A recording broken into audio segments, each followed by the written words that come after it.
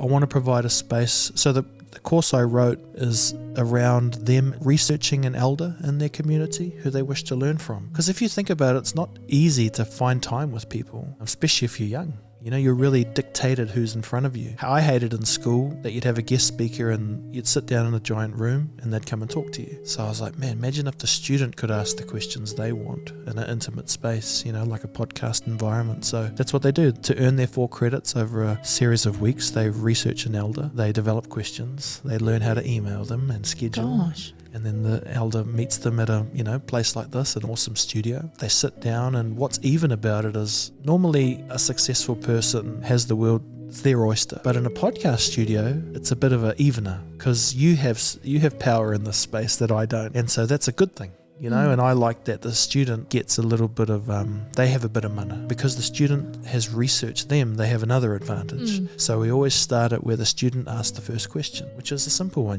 can you introduce yourself? And all of a sudden you've got this adult answering a question. Again, I didn't believe it would be really true, so I got some funding, just to be transparent, from a philanthropic outfit called J.R. Mackenzie. Yeah. I deeply encourage everyone to Google, especially if you're in that Indigenous Pacific space, because they're not big on reports, they're big on outcomes. And I just think that's so cool. They funded me to do a pilot program where I could go find students and run this idea as a test.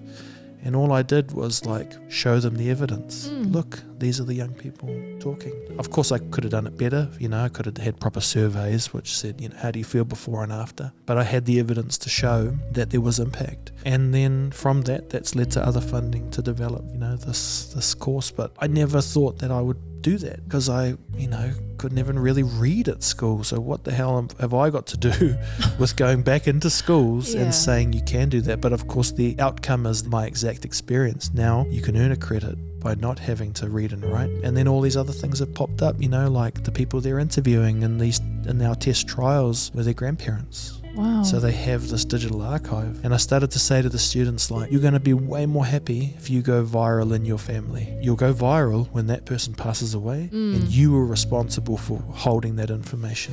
Mandate.